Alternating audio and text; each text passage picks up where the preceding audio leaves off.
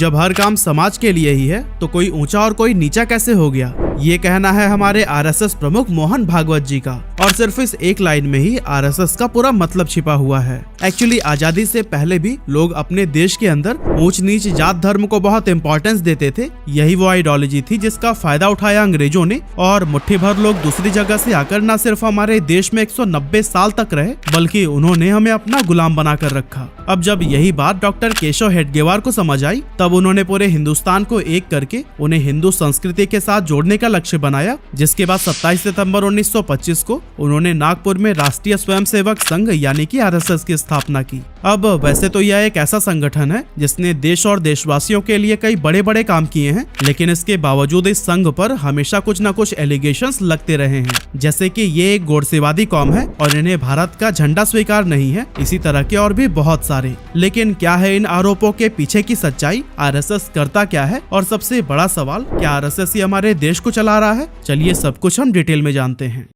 अब दोस्तों, वैसे तो इस संघ की शुरुआत आजादी से 20 साल पहले नागपुर शहर में डॉक्टर केशव हेडगेवार ने की थी, लेकिन उस टाइम जहां इसमें सिर्फ 5 लोग ही थे, वहीं आज के टाइम पर इस संघ के पूरे देश भर में 1 करोड़ से भी ज्यादा मेंबर्स हैं। और इस संघ के प्रमुख को सरसंघ चालक कहते हैं, जो कि आज तक की हिस्ट्री में कुल 6 लोग बन चुके हैं। और फिलहाल इस पोजीशन पर मोहन भागवत जी मौजूद हैं। लेकिन चलिए अब हम बात करते हैं कि आखिर आरएसएस की विचारधारा क्या है, कैसे यह संघ पूरे देश को एक साथ जोड़ने का काम करती है। तो दोस्तों, असल में यह संघ अखंड भारत की बात करता है, ऐसा भारत जो एक हो और एक ही विचारधारा में बंधा हुआ हो। संघ में किसी देवी देवता की पूजा नहीं की जाती, बल्कि उनके लिए सबसे ऊपर उनका ध्वज है और सभी मेंबर्स उसी को ही प्रणाम करते हैं। इसी झंडे के नीचे ही संघ के सभी फैसले और संकल्प लिए जाते हैं और ध्वज की प्रार्थना के बाद ही शाखा की कोई गतिविधि शुरू होती है। स्वयंसेवक इसी के नीचे ही एक्सरसाइज से लेकर बौद्धिक चर्चा तक करते हैं। लेकिन सवाल यह है कि भगवा ध्वज को ही संघ ने अपने ऑर्गेनाइजेशन में सबसे ऊंची जगह क्यों दी है?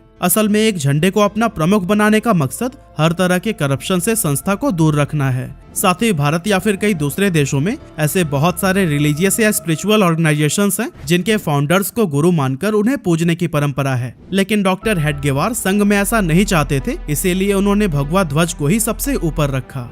अब आप जब भी संघ के मेंबर्स को देखेंगे तो वो एक स्पेशल यूनिफॉर्म में होते हैं। वो हमेशा व्हाइट शर्ट, खाकी पैंट और खाकी सॉक्स पहनते हैं। वहीं इनके बेल्ट का रंग ब्राउन होता है और ये ब्लैक शू और ब्लैक टोपी पहना करते हैं। अब इनकी यूनिफॉर्म की पैंट शुरुआती दिनों में हाफ हुआ करती थी, लेकिन बदलते वक्त के साथ उसमें थोड़ी सी ट्रांसफॉर्मेशन की गई और 2016 से हाफ पैंट के साथ साथ फुल पैंट पहनने की भी छूट दे दी गई। तो दोस्तों, अब हम बात करते हैं कि आरएसएस आखिर काम कैसे करता है। तो दोस्तों, असल में इस ऑर्गेनाइजेशन का मेन काम लोगों को ऑर्गेनाइज करना, उनको पावरफुल बनाना और उनके लाइफस्टाइल में सुधार लाना है। इस काम को आसानी से करने के लिए संघ की ब्रांचेस खोली गई हैं, जिसके जरिए हर जगह पूरे देश के लोगों से डायरेक्टली कनेक्ट किया जा सकता है। संघ जिसकी शुरुआत नागपुर में सिर्फ 5 लोगों के साथ की गई थी, आज 42,613 अलग अलग जगहों पर इसकी करीब 68,000 शाखाएं हर रोज चल रही हैं, जो कि पब्लिक प्लेसेस पर लगाई जाती हैं। हर शाखा में एक हेड टीचर होता है, जिसका काम बुजुर्गों को फिट रखने के लिए उन्हें एक्सरसाइज सिखाना, बच्चों को गेम खिलाना और भारतीय संस्कृति के बारे में लोगों को एजुकेट करना रहता है, ताकि उनकी मेंटल एंड फिजिकल हेल्थ में पॉजिटिव बदलाव आ सके। इन शाखाओं को सुबह और शाम के समय लगाया जाता है, लेकिन ट्रेडिशनली सुबह और शाम को लगने वाली शाखाओं में मोहल्ले के बच्चे और युवाओं की संख्या काफी कम होती है। इसीलिए ऐसे यूथ जो नौकरी करते हैं या फिर किसी काम में फंसे हुए रहते हैं, उन्हें भी अपने साथ जोड़े रखने के लिए अब छुट्टी वाले दिन भी 1 घंटे शाखाएं चलाई जा रही है। इस 1 घंटे की ही गैदरिंग में इंटेलेक्चुअल एंड फिजिकल एक्टिविटीज कराई जाती हैं, जिसमें गेम, योगा, प्रेयर और सोशल इश्यूज पर डिस्कशन जैसे कई सारी गतिविधियां शामिल है। इसके अलावा एजुकेशन प्रोजेक्ट के जरिए भी संघ लोगों तक अपनी पहुंच बनाता है, जिसके लिए इसने देश के कई हिस्सों में सरस्वती विद्या मंदिर जैसे स्कूल्स खोल रखे हैं और इन स्कूल्स में संघ के ऑफिशियल्स भी पढ़ाते हैं। फिलहाल आरएसएस 35 से भी ज्यादा अलग अलग ऑर्गेनाइजेशन से जुड़ा हुआ है, जिसमें देश की रूलिंग पार्टी यानी कि भारतीय जनता पार्टी भी शामिल है। इसके अलावा भारतीय मजदूर संघ, भारतीय किसान संघ, राष्ट्रीय सेविका समिति और विश्व हिंदू परिषद जैसे ऑर्गेनाइजेशंस भी इसी से ही लिंक्ड हैं। अब इंडियन पॉलिटिक्स में आरएसएस के ऑर्गेनाइजेशन बीजेपी का कितना बड़ा नाम है, ये तो हम सभी देख ही रहे हैं, लेकिन हमारे प्रधानमंत्री नरेंद्र मोदी भी आरएसएस की ही देन है, क्योंकि अपने शुरुआती दिनों में वह भी इसी संघ से ही जुड़े हुए थे। इसके अलावा road transportation and highway minister Nitin Gadkari भी आरएसएस से ही निकले हैं। आज इस संघ से जुड़े लोग बहुत ऊंचे ऊंचे पोजीशंस पर बैठे हुए हैं और इस देश की तरक्की में अपना कंट्रीब्यूशन दे रहे हैं। इसीलिए ही आरएसएस को लेकर यह भी कहा जाता है कि यही संस्था पूरे देश को चला रहा है।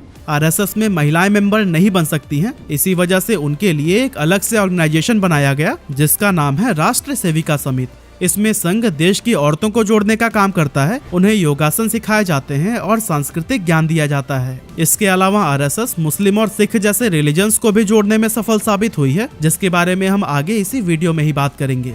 इसके अलावा साल 2001 में आरएसएस ने सेवा भारतीय नाम के एक ऑर्गेनाइजेशन को बनाया था, जिसका लक्ष्य भूकंप, सुनामी, बाढ़ या किसी भी तरह की आपदा में फंसे लोगों तक मदद पहुंचाना और उन्हें मुसीबत से बाहर निकालना है।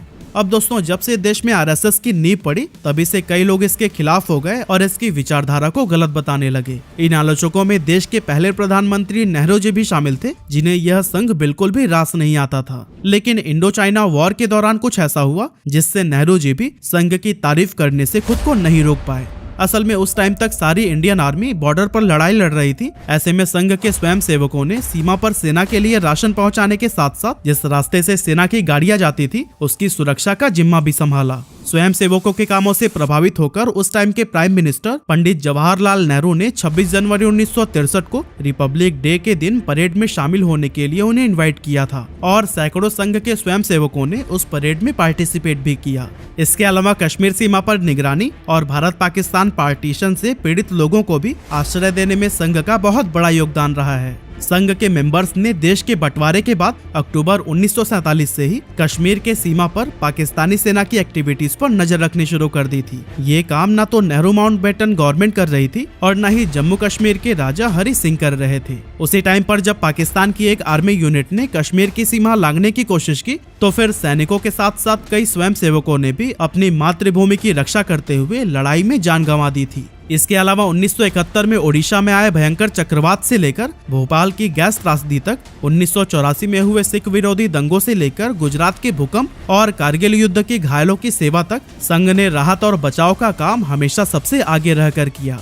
कोविड के दौरान भी आरएसएस ने देशवासियों की खूब मदद की और जब भी कोई आपदा आई यह हमेशा मदद के लिए आगे आते रहे। और दोस्तों, इनके सेवा कार्य में न सिर्फ भारत के लोगों को सुरक्षा देना शामिल है, बल्कि नेपाल, श्रीलंका और सुमात्रा में भी मुसीबत के समय उन्होंने अपनी पूरी मदद भेजी है। संघ के इन कामों की वजह से उनका देश प्रेम साफ तौर पर देखा जा सकता है, लेकिन फिर भी काफी समय से आरएसएस पर ये एलिगेशंस लगते आए हैं कि इन्होंने भारतीय तिरंगे को नहीं अपनाया है, क्योंकि 26 जनवरी 1950 के बाद अगले 52 सालों तक संघ ने भारत का तिरंगा ही नहीं लहराया था। और हाँ, कुछ समय पहले राहुल गांधी ने भी आरएसएस पर यही आरोप लगाया। हालांकि 2002 के बाद आरएसएस ने झंडा फहराना शुरू कर दिया था और हर साल 15 अगस्त व 26 जनवरी को संघ में राष्ट्रीय ध्वज फहराया जाता है।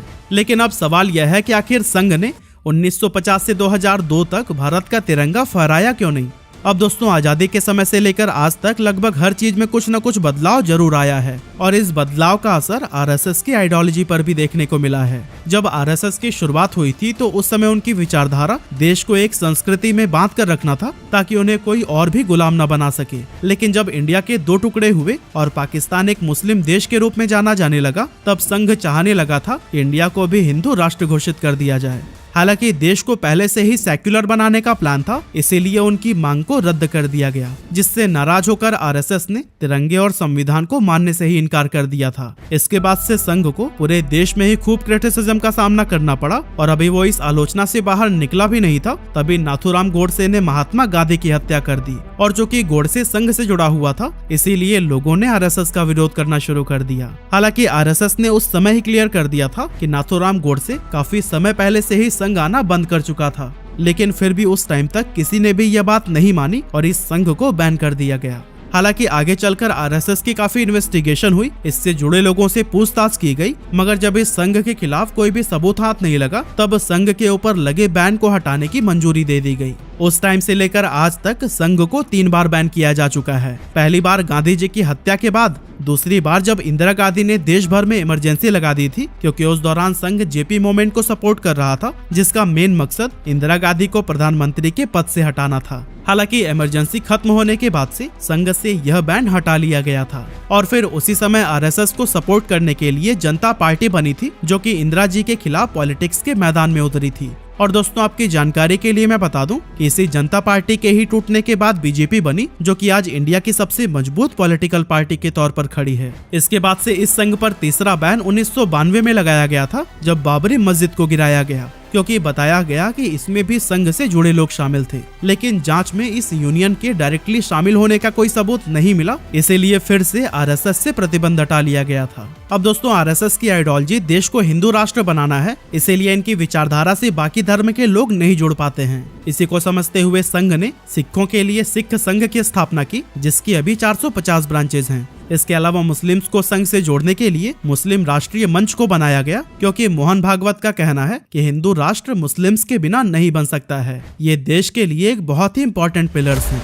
इसी तरह की बदलती सोच के साथ आज आरएसएस का एक्सपेंशन और भी ज्यादा तेज हो गया है, और पहले जहां इसे सिर्फ हिंदू धर्म से ही जोड़कर देखा जाता था, आज हर धर्म के लोग ही इससे कनेक्ट होने की कोशिश कर रहे हैं। करेंटली संघ का क्रेज युवाओं में लगातार बढ़ रहा है। आरएसएस के दावे के मुताबिक 2017 से लेकर 2022 तक 7 लाख से ज्यादा लोगों के संघ में शामिल होने की रिक्वेस्ट रिसीव हुई है, जिसमें 20 से 35 साल की उम्र वालों की संख्या सबसे ज्यादा है। और दोस्तों युवाओं के बढ़ते इंटरेस्ट की वजह से ही संघ और भी ज्यादा मजबूत होता जा रहा है।